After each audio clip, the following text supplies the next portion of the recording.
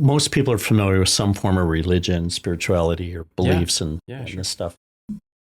Mm-hmm. We grew up in northern Idaho, camped and fished and grew up in the woods and loved that. And then we got away from that when we went to college and got in the city. Mm-hmm. Then moved to Seattle and started driving on the freeways. We kind of disconnected from the woods. Yeah.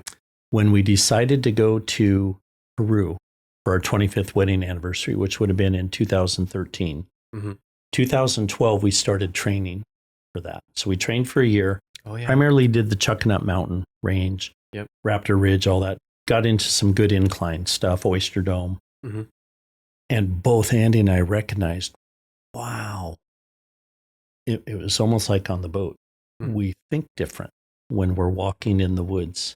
Really? You know, you can walk on the street in a neighborhood and that's exercise. Yep.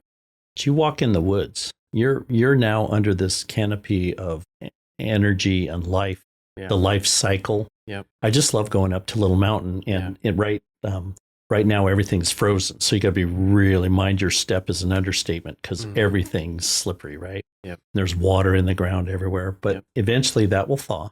And then we know this, we can count on it. The leaves are going to bud and then it's going to get green and the little flowers are going to come up and then it's going to get dusty when the damp is gone, then it's going to dry and dusty up there. And then those leaves are going to fall off and be very slippery and also could be dangerous a little walking on those trails and rot, turn into soil, and you can count on it. Yep. So when people ask me, I keep my funnel really wide when it comes to people on things like religion and politics.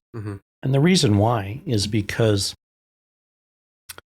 everyone gets to come up with their own idea and beliefs on how that works. And who am I to interfere with that? People ask me what I believe, and I'm really clear on what I believe. Simple. I believe that those leaves are going to turn color and fall off those trees in October and November, and they're going to come back in April and May. So seasons change. That is what I believe. Yeah. Yep. And all the rest of it is just the journey. Right. In between. Right. And so we are like our interaction. I can go back, I can look at my calendar and I can see your journey. All I have to do is look at my dental appointments in the last 10 years. A connection that you and I have. I believe in people. I enjoy people. People don't have, it's not transactional with me. And I don't have there isn't you have to be a certain way to qualify to occupy mind space with me. Nice. Sincerity. I love sincerity. When people are real, I love that. Yep. But you're ambitious guy. Take a look at what you've put together here. I've watched this grow. Right. And it was impressive when you started. before you did all that other stuff. Because I'm a business owner, I also know what it takes. Financially, I'm looking at all this equipment and I'm looking at all this technology. You're talking about health.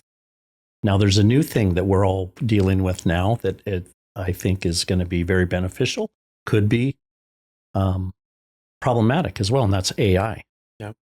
But to think about having the ability to have something, take a look at things that are, I'm going to use a blood lab. There's 50 things on a blood lab that I don't understand or know about. But if you had this AI looking at thousands of labs to find out if there's a certain disease or something that's inevitable, there's a certain condition that seems to be apparent in all of these cases, it would, statistics just say, you're a candidate for that. To think that we could have a tool like that could help us is a great thing. Now, it's kind of spooky, too, if you go down that path and look at it that way.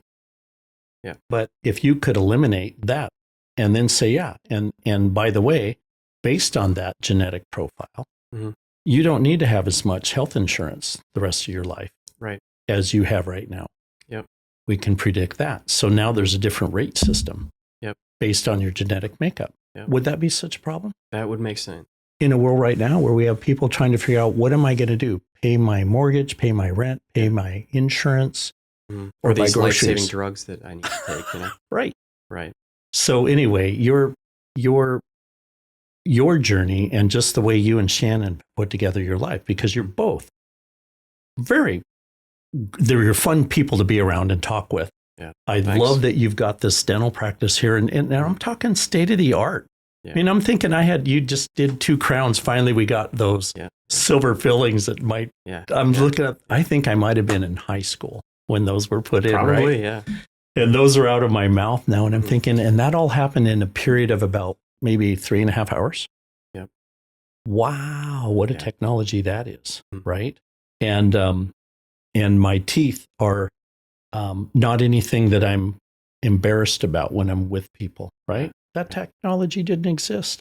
Right. 25 years ago. The science wasn't there, the machinery and the robotics and I just love that. But it kind of takes initiative on your part and a mindset to, be okay with dealing with the banking and the finances and the loans and everything else, and then have a team of people that are counting on you to do what you said you were going to do, and your commitment to them on their livelihood, right? Exactly. That's a lot of pressure. And then with, I love what you guys have done up at your place and with your Airbnbs and all that. That's a lot of work. Lazy people don't do that. Right? Yeah. Lazy people don't do what you do. Yeah. I think there are a lot of people that probably aren't lazy that would do more if they could have conversations like this and talk to people. How did you do that? What did it look like?